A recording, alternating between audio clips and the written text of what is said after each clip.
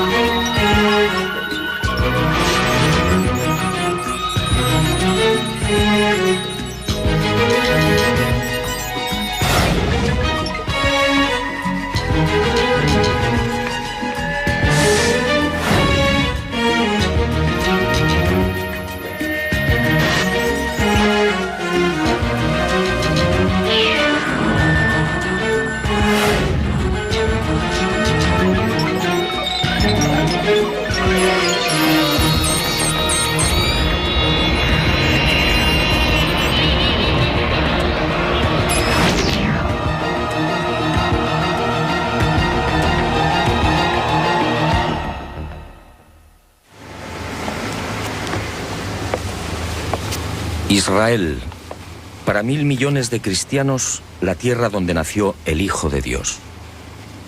Así lo reflejan la historia y la tradición. Una historia y una tradición, como iremos viendo, repletas de errores y manipulaciones.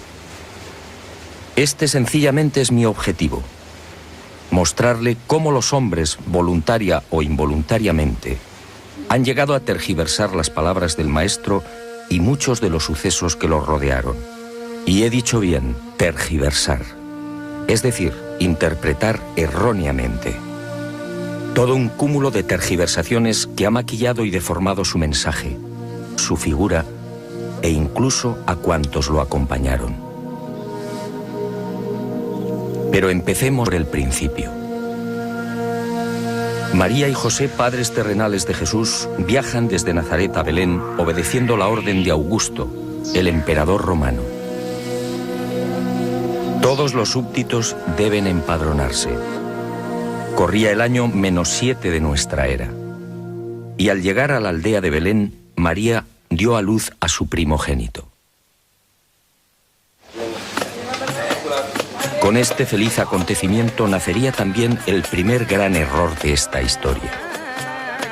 Un error que todavía arrastramos y que prácticamente no tiene solución. Durante siglos la cristiandad consideró y todavía considera que aquel nacimiento tuvo lugar en el año 0. Grave error. Todo se debió a un lapsus cometido por un monje del siglo VI, Dionisio el Exiguo. En 1582, cuando el Papa Gregorio XIII emprendió la necesaria reforma del calendario de Julio César, se fió de los cálculos de este buen monje, estableciendo el nacimiento de Jesús en el referido año 0. En el siglo XX, historiadores, exégetas y astrónomos descubrirían que Jesús nació mucho antes. La clave se llamó Herodes el Grande, el rey que gobernó Palestina hasta el año -4 de nuestra era. Al fijar la fecha de la muerte de Herodes el 13 de marzo de dicho año -4, los especialistas comprobaron con espanto cómo el calendario actualmente en vigor se hallaba total y lamentablemente equivocado. Amén de que el año 0 como tal no existe, es perfectamente sabido que Jesús nació bajo el reinado del sanguinario Herodes. Y es igualmente conocido que dicho rey ordenó la matanza de los niños varones menores de 2 años de edad de Belén y su comarca. Esta trágica circunstancia sitúa el nacimiento del Maestro en los años -6 o -7. En otras palabras, si los cálculos de Dionisio el Exiguo hubieran sido rigurosos, hoy estaríamos en el 2008 o en el 2009.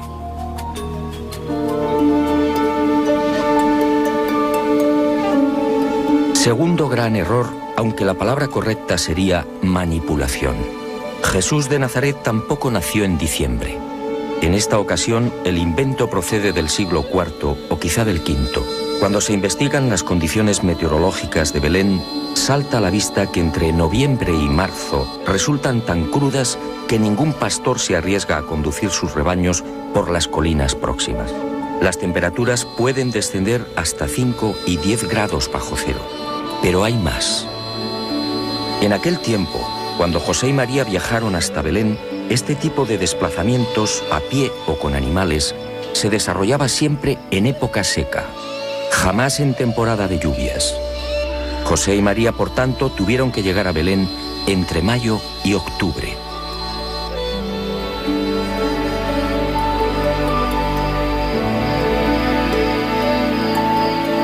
¿Qué fue entonces lo que sucedió? ¿Por qué la cristiandad celebra la Navidad el 25 de diciembre? Muchos siglos antes del nacimiento del Hijo del Hombre, los pueblos mesopotámicos, egipcio y finalmente el Imperio Romano tenían la costumbre de celebrar una fiesta llamada Diualia. Arrancaba el 21 de diciembre, conmemorando el alargamiento de los días o la victoria del sol. A partir de esa fecha, en efecto, el sol vence y las jornadas diurnas se alargan progresivamente. Y aunque no existen datos concretos al respecto, los historiadores apuntan a Constantino como el emperador que admitió el cambio, sustituyendo la fiesta pagana del sol invicto por la del nacimiento de Jesús, el verdadero vencedor de las tinieblas. Y a pesar de la dura oposición de la Iglesia Oriental, que se negó a admitir la fecha, la manipulación fue aceptada. Hoy muy pocos saben que este cambio obedeció a una maniobra política destinada a eclipsar una celebración pagana. Otra aberración del régimen de Constantino, el primer gobernante que aceptó el cristianismo como religión oficial.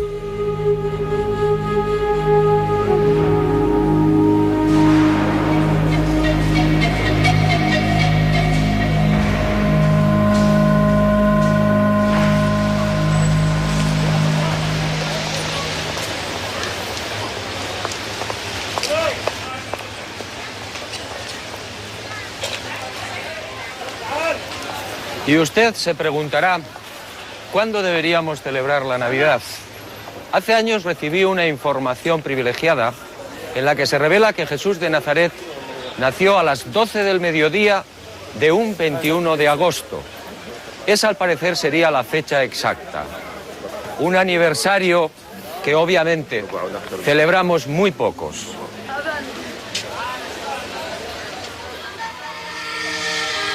Tampoco la célebre estrella de Belén se ha visto libre de errores y tergiversaciones. Primero fueron los teólogos. Para estos, el relato evangélico de Mateo debe ser tomado como un género midrásico o una construcción agádica, es decir, como una bella leyenda oriental, con detalles pintorescos que viene a reforzar la enseñanza teológica. Y me pregunto, si un fenómeno choca con la razón, ¿significa que ha sido inventado? Por la misma regla de 3, los teólogos deberían rechazar la multiplicación de los panes y los peces o la resurrección del Maestro.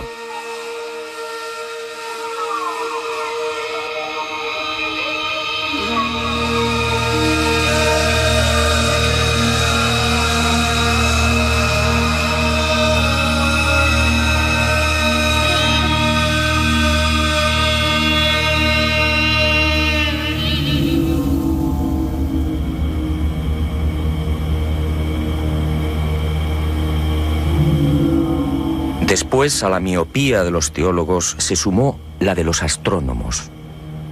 Durante un tiempo, basándose en las ideas de Orígenes, la estrella que condujo a los magos fue explicada con la hipótesis de un cometa. Y en 1603, Kepler aportó otra teoría astronómica que sigue en vigor. El 17 de diciembre de aquel año, el famoso astrónomo se encontraba junto al río Moldava, en Praga. Esa noche, Júpiter y Saturno se hallaban muy próximos entre sí. Kepler estudió la conjunción de ambos planetas y, basándose en el relato del rabino Abarbanel, dedujo que aquella era la señal que guió a los magos hasta Belén. Kepler tenía razón a medias. Los actuales cálculos astronómicos han demostrado que en el año -7, en efecto, se registró una triple conjunción o aproximación de Júpiter y Saturno. La primera el 29 de mayo, y fue visible durante 2 horas. La segunda el 3 de octubre y también en la constelación de los peces. La última el 4 de diciembre. Pero Kepler, como digo, acertó a medias. Jesús efectivamente nació en el año -7 de nuestra era, pero en época seca, es decir, en verano.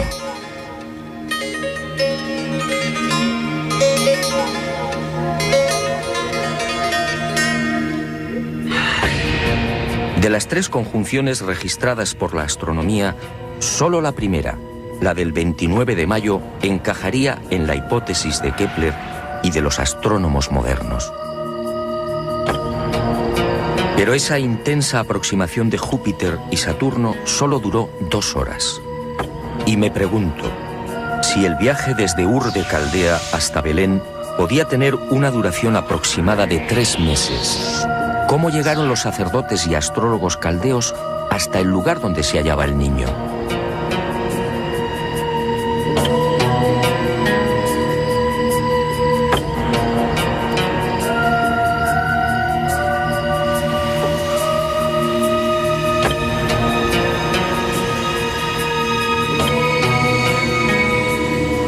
Las explicaciones que defienden los astrónomos, meteorito, cometa o conjunción planetaria, no resisten un análisis científico.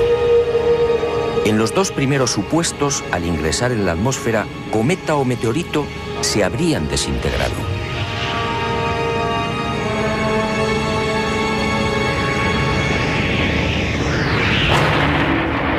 En el caso de una conjunción, como hemos visto, la duración de la misma es mínima. Además, ¿qué clase de conjunción podría guiar a los magos si el viaje, como era habitual en aquel tiempo, se desarrollaba de día?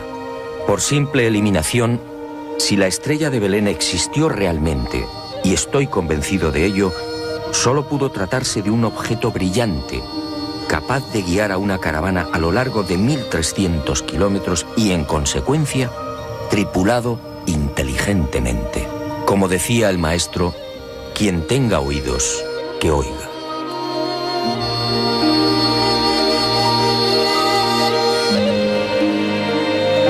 La teología moderna tampoco se siente cómoda con la matanza de los inocentes.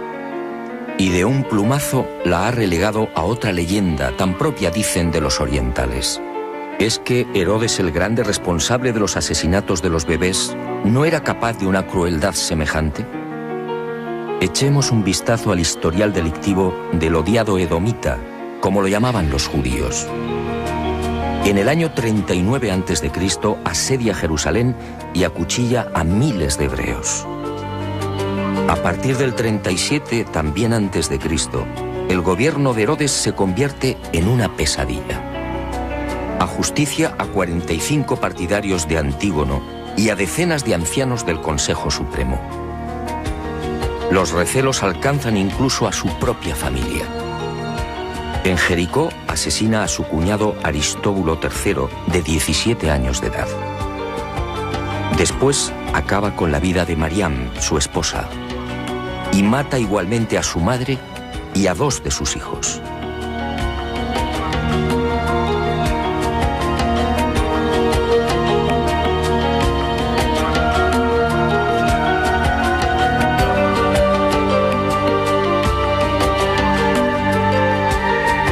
Herodes, por supuesto, era capaz de un infanticidio y de mucho más.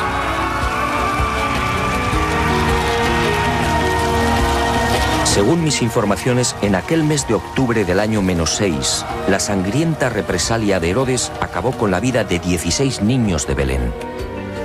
Y José y María huyeron a tiempo, no por el aviso de un ángel al Padre terrenal de Jesús, sino sencillamente por una oportuna confidencia.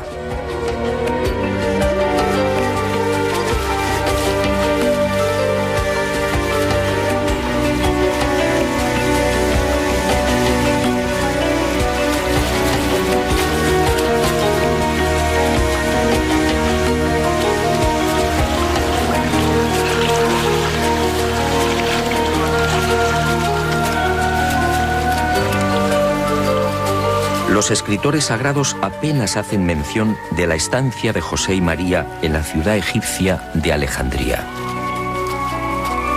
Aquí vivieron durante 2 años.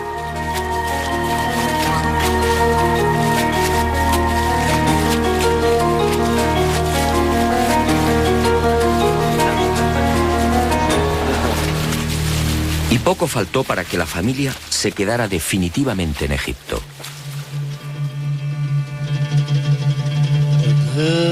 Pero en el año -4 deciden regresar a Belén y surge un nuevo conflicto ignorado por los evangelistas. ¿O fue ocultado deliberadamente? A lo largo de toda su vida, María equivocó la misión de su hijo. Para aquella mujer, Jesús no era otra cosa que el Mesías libertador, un líder político que debería liberar a su pueblo de la opresión romana. Y fuertemente influenciada por esta creencia, la madre del Galileo trató de fijar su residencia en Belén. De esta forma, al hallarse tan cerca de Jerusalén, las posibilidades del hijo en esa supuesta carrera política serían más sólidas y prometedoras que en la oscura y perdida aldea de Nazaret. José se opone y finalmente triunfa el sentido común. El sucesor de Herodes el Grande, el no menos sanguinario Arquelao, no inspira confianza a José y ese mismo año -4 se instala definitivamente en Nazaret. Jesús contaba 3 años de edad.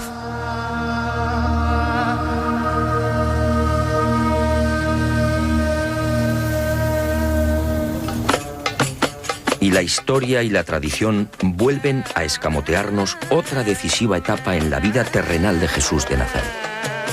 La Iglesia define ese periodo como los años ocultos. ¿Años ocultos o sencillamente la negligencia o falta de interés de los evangelistas? Según mis informaciones, en los 24 años en los que Jesús vivió en Nazaret, jamás estuvo oculto. Aquí vio crecer a sus hermanos, 8 en total: Santiago, Miriam, José, Simón, Marta, Judas, Amós y Ruth. Aquí aprendió varios oficios. Aquí, a los 14 años, tras la muerte de José, se convertiría en el cabeza de familia. Aquí rechazaría la invitación para enrolarse en las guerrillas celotas contra Roma. Aquí, sobre todo, nacerían sus primeras grandes dudas. ¿Quién era realmente? ¿Cuál era su destino? Solo Lucas hace una leve alusión a esos años supuestamente ocultos y secretos. Pero la tradición se encargaría de deformarla. Y hoy, al rememorar el pasaje, los cristianos hablan del niño perdido y hallado en el templo. Jesús jamás estuvo perdido. Durante esos 3 días se alojó en Betania, en la casa de su amigo Lázaro. Jesús tenía casi 13 años y sabía desenvolverse a la perfección por las calles de la ciudad santa.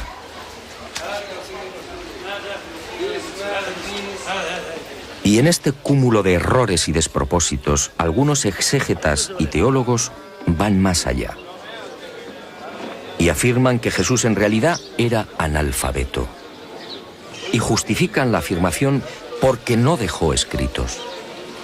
El infundio resulta patético. Está claro que Jesús sabía arameo galalaico, su lengua natal, y también hebreo bíblico. De lo contrario, no hubiera podido leer en las sinagogas. En aquel tiempo, además, la enseñanza era obligatoria para los varones a partir de los 5 años. Y se aprendía a leer justamente con las Sagradas Escrituras. Pero el maestro dominaba igualmente la koiné, el griego internacional utilizado por viajeros y comerciantes. Esa probablemente fue la lengua en la que conversó con Poncio Pilato.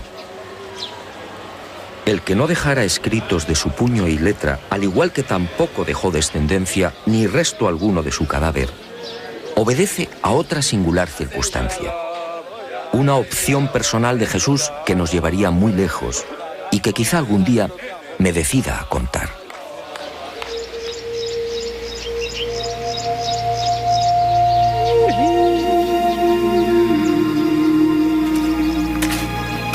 El maestro abandonó Nazaret a los 27 años. Corría el año 21 de nuestra era. A partir de ese momento, Jesús de Nazaret emprende una fascinante aventura. El sueño de su vida, viajar. Según mis noticias, durante un primer año, el maestro, siempre de incógnito, se embarca en una apasionante gira por el Mediterráneo y parte de Oriente. Tras visitar Jope y Cesarea, se dirige por mar hacia la ciudad egipcia de Alejandría. Aquí permanece un tiempo.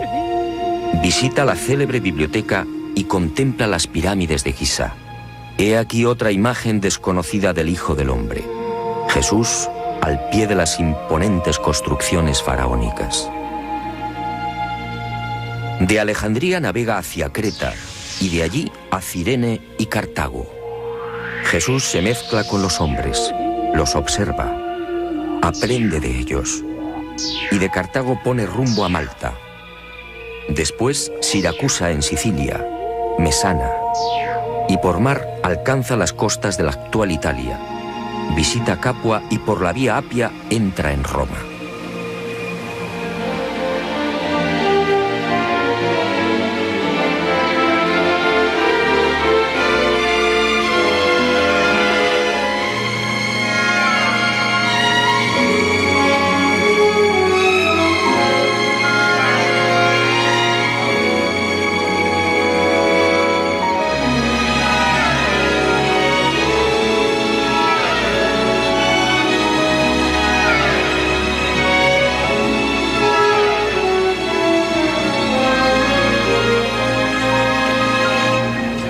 Nadie imagina hoy a Jesús de Nazaret caminando o sentado en las gradas de este formidable Coliseo romano.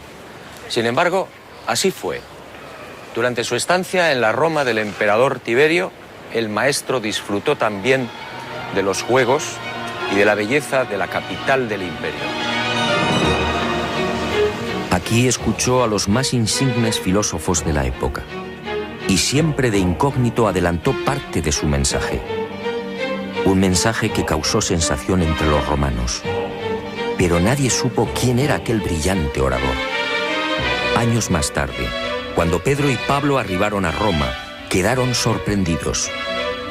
Un nutrido grupo de romanos sabía ya del gran mensaje de igualdad que había predicado el maestro, pero la historia y la tradición jamás lo contaron.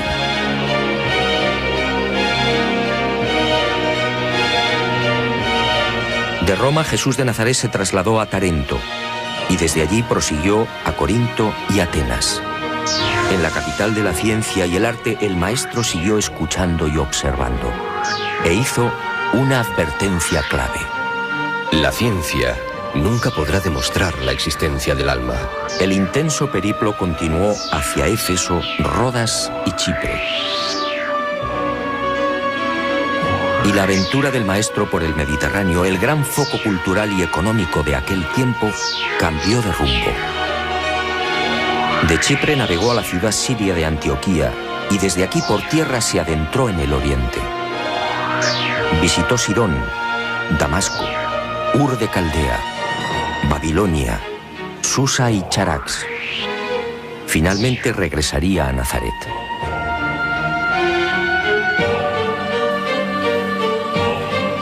Meses más tarde, cuando Jesús estaba a punto de cumplir 29 años, emprendería una segunda y no menos apasionante gira. Un largo viaje que lo llevaría desde Jerusalén hasta el remoto lago Urmia y la región suroriental del actual mar Caspio. Un viaje en el que Jesús se mezcló con las razas orientales y en el que, igualmente de incógnito, observó y escuchó a sus criaturas. Otra de las grandes y misteriosas razones de su encarnación: conocer de cerca a los que él mismo había creado.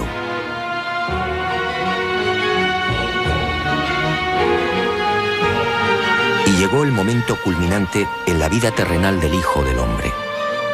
Verano del año 25 de nuestra era. Jesús sabe que su hora está próxima y se retira en solitario a la falda del Hermón, la montaña sagrada. Y aquí, en la soledad de los bosques, Jesús de Nazaret recupera algo que era suyo: la divinidad. En un proceso incomprensible para la mente humana, el Maestro hace suya la naturaleza divina, y a partir de ese instante se transforma en un hombre Dios. Sus viejas dudas e incertidumbres desaparecen. Ahora definitivamente sabe quién es.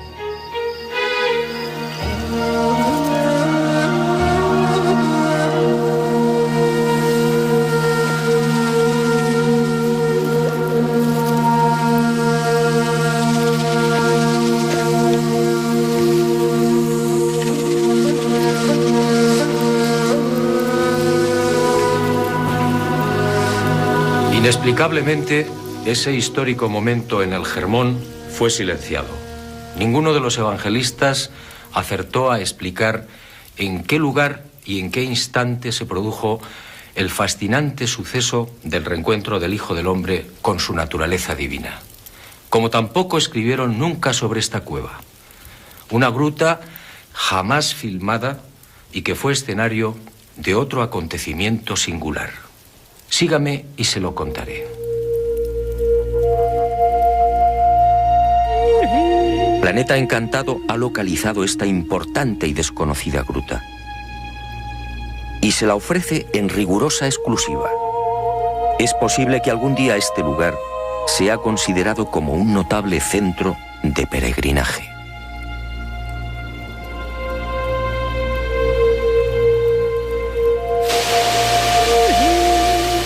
Ocurrió el 14 de enero del año 26. El hombre Dios caminó hasta el río Jordán en las cercanías de la ciudad de Pela, al norte de la actual Jordania.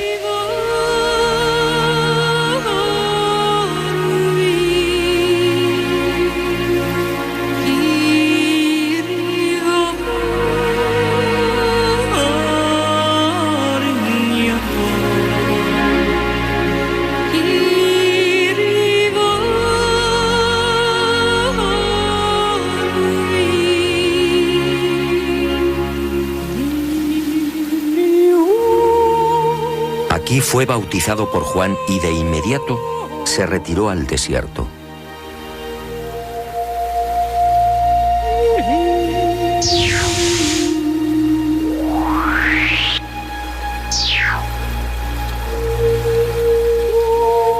Y durante 40 días, dicen los evangelistas, ayunó y permaneció en soledad.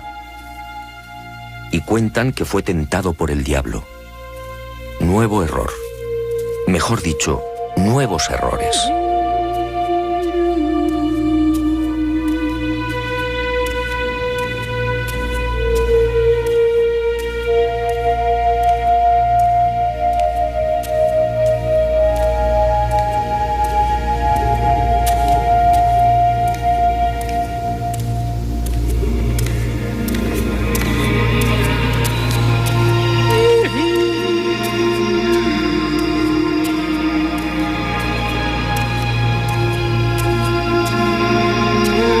Jesús se retiró hacia el este, sí, pero no al desierto.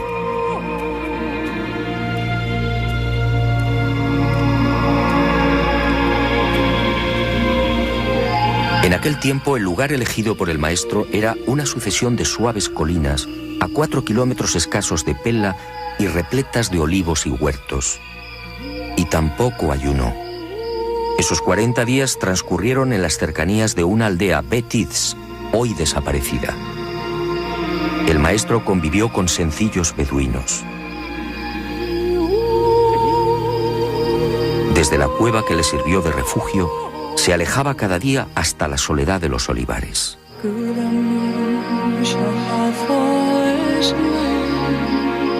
Y fue en estas colinas donde meditó y planificó las líneas maestras de su inminente vida pública. Aquí tomó importantes decisiones sobre lo que debía hacer y lo que debía evitar. También aquí en el Mar Muerto y en sus proximidades sucedió algo que nunca fue contado. Concluido el retiro de los 40 días en la cueva de Pella, Jesús regresó a la Galilea. Y el hombre que lo había bautizado continuó predicando. 5 meses más tarde, el 12 de junio del año 26, Juan el Bautista fue detenido por los soldados de Herodes Antipas y encerrado en las mazmorras de Maqueronte, uno de los palacios de verano del tetrarca. Aquí, en este lugar abrasador y desolado, el Bautista permaneció 1 año y medio. Finalmente, el 10 de enero del año 28, Antipas le corta la cabeza y se la ofrece en una bandeja a Salomé, la hija de Herodías.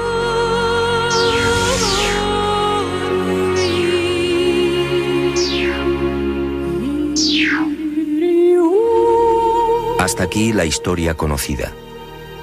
Pero en ese 1 año y medio, mientras el primo lejano de Jesús se consumía en los sótanos de Maqueronte, ocurrió algo que los evangelistas prefirieron ignorar. Es un hecho que Juan el Bautista alcanzó un notable eco entre los judíos. Muy pronto se vio rodeado de un grupo de fieles discípulos. Y entre estos, un personaje que pasaría a la historia años después: Judas Iscariote. Y durante el tiempo de prisión, los discípulos del Bautista acudieron en varias oportunidades a las orillas del mar de Tiberíades, solicitando a Jesús que intercediera por su primo. Uno de esos hombres fue Judas, pero el maestro no movió un dedo en favor del Bautista.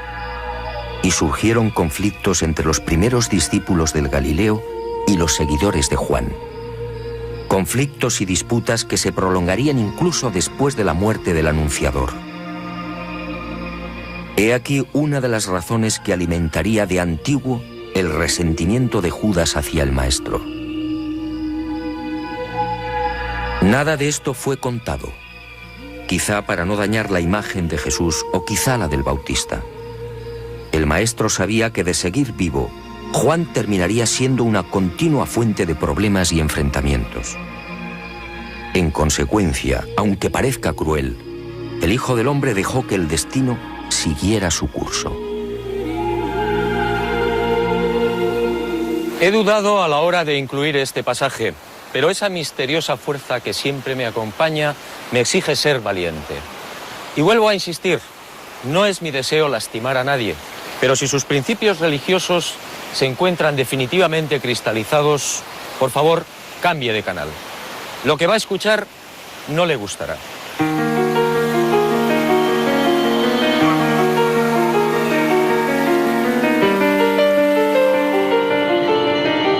Fue aquí, en este hermoso lugar, donde el evangelista sitúa la supuesta fundación de la Iglesia.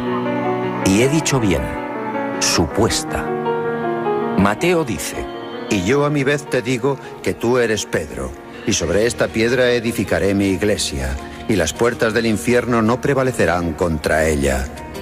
A ti te daré las llaves del reino de los cielos, y lo que ates en la tierra quedará atado en los cielos, y lo que desates en la tierra quedará desatado en los cielos.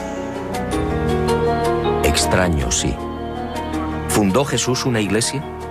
De haber sido así, millones de seres humanos habrían quedado al margen de su mensaje y de la esperanza.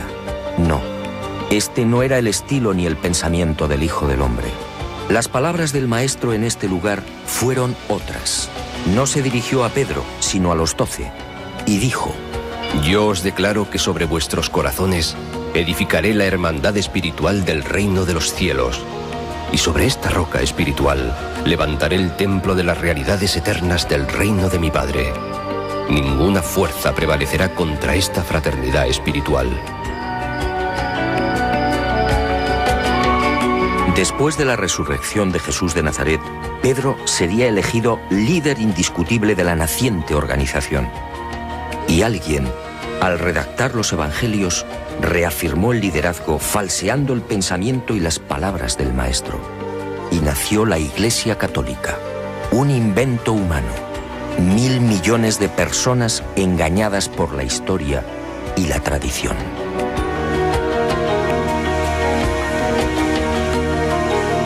Y las manipulaciones prosiguieron sin el menor rubor, algunas incluso atentando contra la transparente personalidad del Hijo del Hombre. ¿Quién en su sano juicio puede imaginar a Jesús de Nazaret levantando un látigo contra los cambistas del atrio de los gentiles en el templo de Jerusalén? Solo un necio o alguien que no hubiera conocido al Maestro podría dibujar una escena semejante. Aquel lunes 3 de abril del año 30, el Galileo se hallaba en el templo, sí, pero los hechos fueron muy diferentes. Jesús predicaba a la multitud y fue interrumpido en varias oportunidades por las discusiones y peleas entre cambistas y clientes.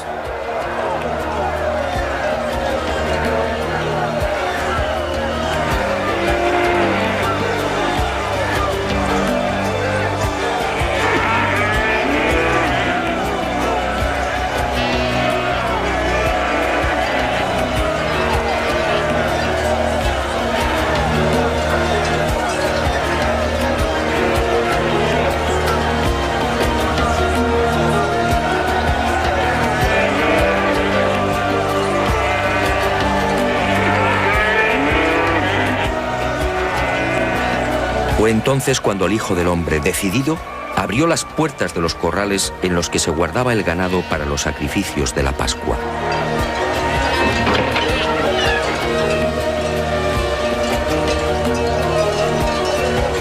Y fueron bueyes, ovejas y carneros los que, azuzados por Jesús, derribaron las mesas provocando el caos. Un desastre, por cierto, aplaudido por buena parte del pueblo judío, que no veía con buenos ojos aquel injurioso comercio en la casa de Dios.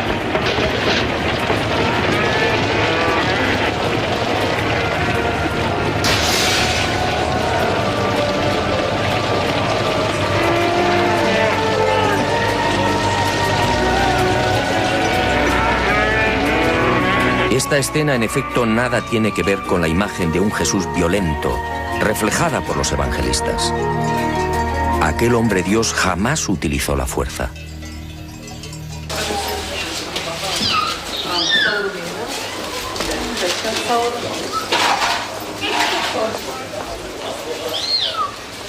Los errores y tergiversaciones de la historia y de la tradición salpicaron también la pasión y muerte del Nazareno. Escenas como estas son habituales en las calles de la vieja Jerusalén. Los peregrinos, sin embargo, no saben que la Vía Dolorosa es otro invento humano. Jesús, camino del Calvario, no cruzó la ciudad. La presencia junto al Hijo del Hombre de dos celotas o terroristas, mal llamados ladrones, obligó a los romanos a desviar la comitiva. Y por seguridad, evitaron las concurridas callejuelas de la ciudad santa, alcanzando el Gólgota por el norte y a campo a través.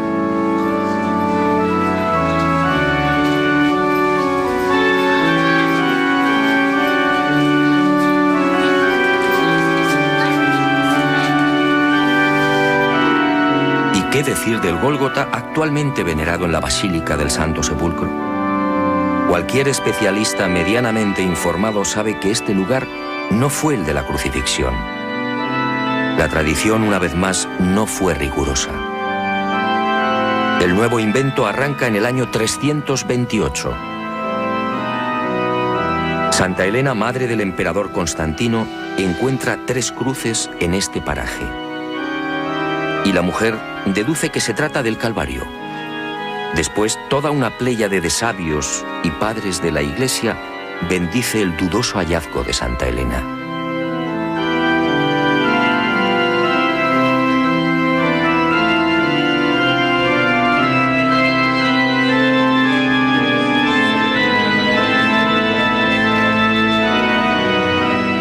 Dudoso sí por 3 importantes razones.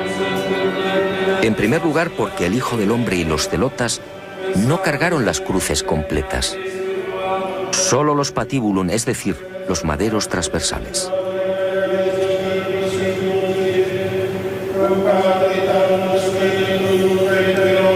Santa Elena no lo sabía. No podía saberlo porque este detalle fue confirmado por los científicos en el siglo XX. En segundo lugar, porque en aquel año 30, fecha de la muerte del maestro, el Gólgota se hallaba fuera de las murallas de la Ciudad Santa y al norte. Si observamos un mapa de aquel tiempo, es fácil comprobar que la actual ubicación del Calvario resulta totalmente artificial.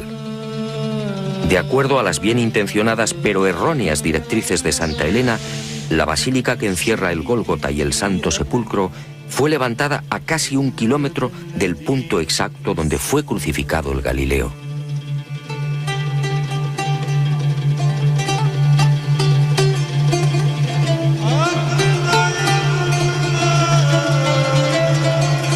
Por último, el artificio de Santa Elena se vino definitivamente abajo cuando los arqueólogos judíos descubrieron los llamados túneles de los Asmoneos.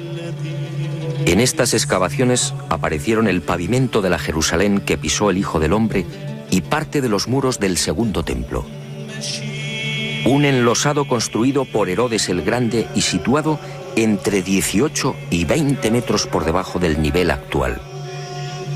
En otras palabras, Santa Elena, los padres de la Iglesia y la tradición habían olvidado que Jerusalén fue destruida y vuelta a levantar al menos 20 veces. Esta circunstancia sitúa la actual Basílica del Santo Sepulcro a 20 metros de altura sobre lo que fue el suelo original en el año 30. Todo un despropósito.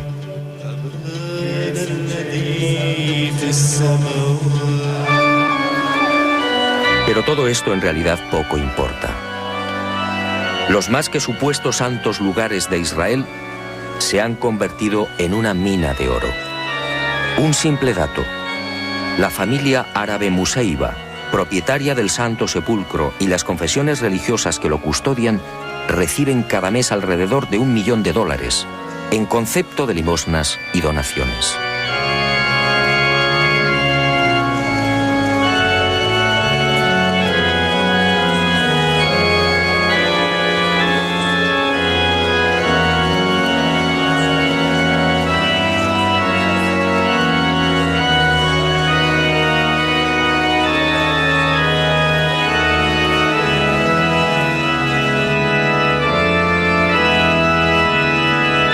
A esta vergonzosa e interminable sucesión de errores y manipulaciones hay que sumar por último los lamentables silencios de los evangelistas respecto al Jesús resucitado.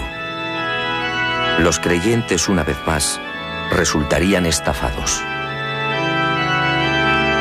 Los textos supuestamente sagrados apenas relatan 4 apariciones del Maestro después de su muerte e ignoran el resto. En total, 19 presencias, ¿a cuál más importante? Y la silencian sencillamente porque las palabras del resucitado no encajaban ni resultaban cómodas en la filosofía y en el rumbo de la primitiva y naciente Iglesia. Veamos 2 ejemplos muy ilustrativos.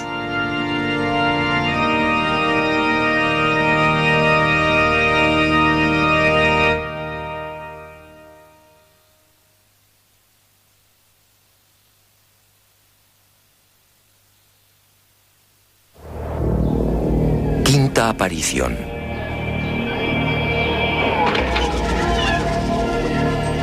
El Maestro se presenta ante María Magdalena y otras 24 mujeres.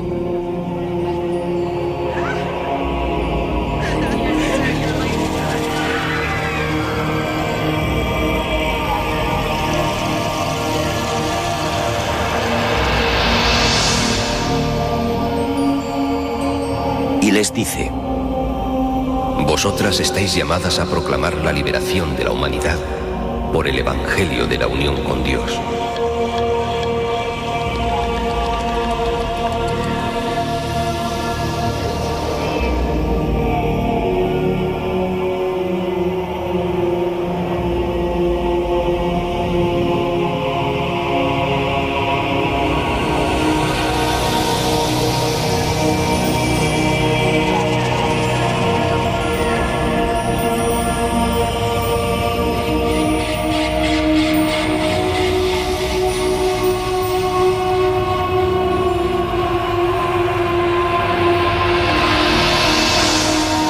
¿Mujeres proclamando la buena nueva? ¿Mujeres al mismo nivel que los hombres? Pedro y el resto, inmersos en una sociedad machista en la que la mujer quedaba relegada a un segundo plano, no podían aceptarlo. Y el suceso fue censurado.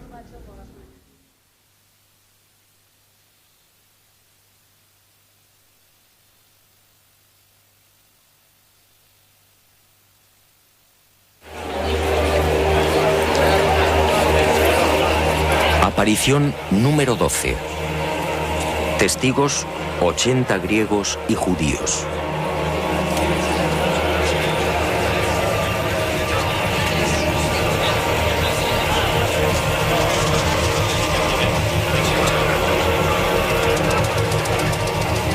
El resucitado se presenta ante ellos y dice: El Padre me ha enviado para establecer algo que no es propiedad de ninguna raza, nación, ni tampoco de ningún grupo especial de educadores o predicadores.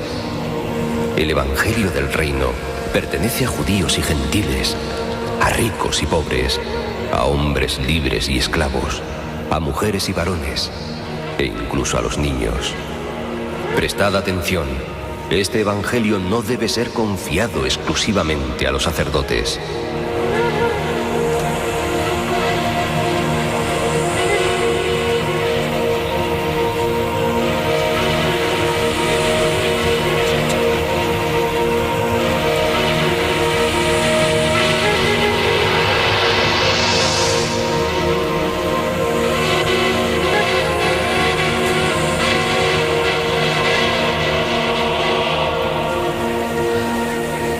Sobra todo comentario.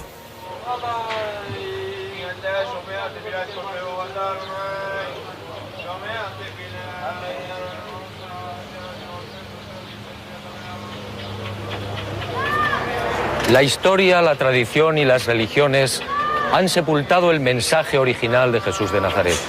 Un mensaje tan sencillo como revolucionario y esperanzador. Un mensaje que dice: todos somos hijos del buen Dios. Un Dios que no castiga, que no lleva las cuentas y que nos ha regalado la inmortalidad. Y el mensaje concluye: hijos del buen Dios y por tanto, físicamente hermanos.